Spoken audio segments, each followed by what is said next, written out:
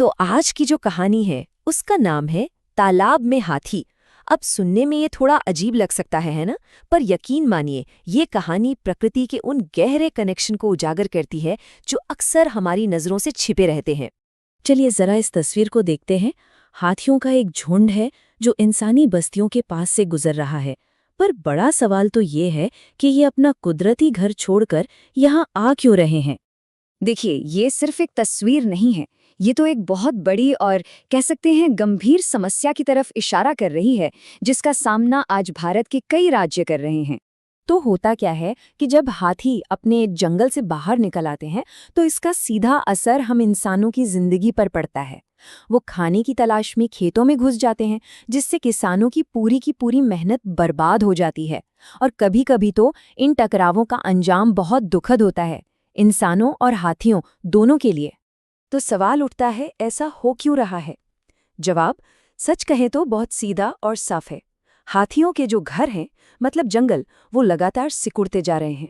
लेकिन देखिए, हर समस्या का कोई ना कोई समाधान तो होता ही है। और इस केस में भी एक बहुत ही कारगर उपाय सामने आया है, जिसे हम एलिफेंट कॉरिडोर या हाथी गलियारा कहते हैं। अब समस्या की जड़ें काफी गहरी हैं। देखिए, जंगलों में पेड़ पौधे कम हो रहे हैं, पानी के स्रोत सूख रहे हैं, और सड़कें और इमारतें बनाने के लिए जो अंधाधुंध कटाई हो रही है वो तो है ही। ये सारी चीजें मिलकर हाथियों को अपने घर से बाहर निकलने पर मजबूर कर रही हैं। यहीं पर काम आते हैं ये हाथी गलियारे। ये गलियारे असल में इन बिखरे हुए जंगलों को जोड़ने वाले पुल की तरह हैं, जिससे ये बड़े बड़े जानवर बिना किसी इंसानी टकराव के एक जगह से दूसरी जगह आराम से जा सकें।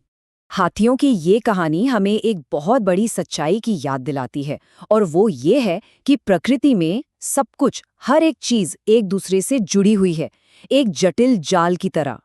तो चलिए हाथियों की इस कहानी से थोड़ा आगे बढ़ते हैं और उस बड़े सिद्धांत को समझने की कोशिश करते हैं जिसे हम जीवन का जाल या वेब ऑफ लाइफ कहते हैं। जरा इन दो तस्वीरों को देखिए। एक तरफ घना जंगल है और दूसरी तरफ एक शांत तालाब। दिखने में दोनों बहुत अलग हैं, पर दोनों ही एक पर्यावास यानी हैबिटाट के शानदार उदाहरण हैं। तो ये पर्यावास या हैबिटेट होता क्या है? सीधे शब्दों में कहें तो ये किसी भी जीव का प्राकृतिक घर है। मतलब वो जगह जहां उसे रहने, खाने पीने और बढ़ने के लिए सारी जरूरी चीजें मिल जाती हैं। अब देखिए, कोई भी पर्यावास हो, वो दो तरह की चीजों से मिलकर बनता है। एक है जैविक घटक, यानी सारी जीवित चीजें जैसे पेड़ पौधे, जानवर, पक्षी। और दूसरे हैं अजैविक घटक, मतलब निर्जीव चीजें जैसे मिट्टी, पानी, सूरज की रोशनी।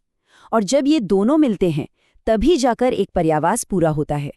ठीक है, तो अब जब हम ये बेसिक बातें समझ गए हैं तो चलिए एक ऐसी हैरान कर देने वाली कहानी देखते हैं जो बताएगी कि प्रकृति के ये कनेक्शंस असल में कितने मजबूत और शक्तिशाली हो सकते हैं। सवाल ये है कि एक तालाब में रहने वाली मछली जमीन पर उगे फूलों को बढ़ने में मदद कैसे कर सकती है? सुनने में बड़ा अजीब लगता है ना? पानी की मछली और जमीन के फूल, क्या कनेक्शन हो सकता है? पर इसका जवाब हमें कुदरत के बारे में बहुत कुछ सिखाता है। चलिए इस पहेली को एक एक करके सुलझाते हैं। कहानी शुरू होती है तालाब के अंदर से। मछलियां जो होती हैं वो पानी में रहने वाले ड्रैगन फ्लाई के लार्वा को खा जाती हैं।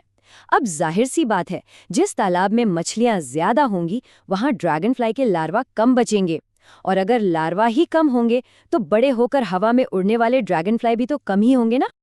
अब इस कहानी में एक नया किरदार आता है, ड्रैगन फ्लाई। ये हवा में दूसरे कीड़ों का शिकार करते हैं, और इनके शिकार में मधुमक्खियां और तितलियां जैसे परागकर्ता यानी पॉलिनेटर्स भी शामिल होते हैं। और हम सब जानते हैं कि ये पॉलिनेटर्स फूलों के लिए कितने जरूरी हैं। अब देखिए पूरी तस्वीर कैसे साफ होती है। क्योंकि तालाब की मछलियों ने ड्रैगन फ्लाई की संख्या कम कर दी तो हवा में मधुमक्खियों और तितलियों जैसे पॉलिनेटर्स ज्यादा सुरक्षित हो गए। अब जब उनकी संख्या बढ़ी तो उन्होंने आसपास के फूलों पर ज्यादा परागण किया, और इसका नतीजा, उन फूलों ने पहले से कहीं ज्यादा फल और बीज पैदा किए। और कमाल की बात यह है कि वैज्ञानिकों को अपने प्रयोग में ठीक यही देखने को मिला। नतीजा बिल्कुल साफ था। जिस तालाब में मछली थी उसके आसपास बिना मछली वाले तालाब के मुकाबले कहीं ज्यादा फूल थे। सोचिए, तालाब की एक मछली ने जमीन के फूलों की पूरी किस्मत ही बदल दी। तालाब की ये छोटी सी कहानी हमें एक बहुत बड़ी बात सिखाती है। वो ये कि किसी भी पारितंत्र यानी इकोसिस्टम में हर एक जीव, हर एक चीज की अपनी एक खास भूमिका होती है, चाहे वो हमें कितनी भी छोटी क्यों न लगे। तो एक इकोसिस्टम का मतलब सिर्फ ढेर सारे जीवों का एक जगह रहना नहीं होता। ये असल में सजीव और निर्जीव चीजों के बीच होने वाले अनगिनत इंटरैक्शंस का एक बेहद कॉम्प्लेक्स, एक चलता फिरता जाल है। सूरज की गर्मी पानी को भाप बना रही है, मेंढक कीड़े को खा रहा है, केंचुआ मिट्टी में घर बना रहा है। सब कुछ एक दूसरे पर निर्भर है। इन संबंधों को हम मोटे तौर पर 3 हिस्सों में बांट सकते हैं। पहला, सजीव और निर्जीव के बीच, जैसे केंचुए का नम मिट्टी में रहना। दूसरा, 2 निर्जीव चीजों के बीच, जैसे सूरज की गर्मी का पानी को भाप बनाना। और तीसरा, 2 सजीवों के बीच, जैसे एक मेंढक का किसी कीड़े को अपना खाना बनाना। तो चलिए अब इन सभी धागों को एक साथ जोड़ते हैं और ये समझने की कोशिश करते हैं कि इस पूरे बड़े जाल में हम इंसान आखिर कहाँ खड़े हैं। जो नियम हमने तालाब के छोटे से उदाहरण में देखा कि कैसे एक मछली फूलों को प्रभावित कर सकती है, ठीक वही नियम बड़े पैमाने पर जंगलों और हाथियों पर भी लागू होता है। जब पेड़ कटते हैं तो जंगल का पूरा माहौल बदल जाता है और इसका सीधा असर वहां रहने वाले हाथियों जैसे बड़े जीवों पर पड़ता है। इससे एक बात तो साफ है कि प्रकृति का संतुलन बहुत ही नाजुक होता है। इस जाल के किसी एक हिस्से में किया गया छोटा सा बदलाव भी पूरे सिस्टम में ऐसी तरंगे पैदा कर सकता है जिसके नतीजे दूर तक और अप्रत्याशित हो सकते हैं। और आखिर में ये हमें एक बहुत बड़े सवाल के साथ छोड़ जाता है। अगर एक छोटी सी मछली की मौजूदगी से एक फूल की किस्मत तय हो सकती है, तो जरा सोचिए हम इंसानों के कामों का इस जीवन के जाल पर कितना गहरा और कितना व्यापक असर पड़ता होगा।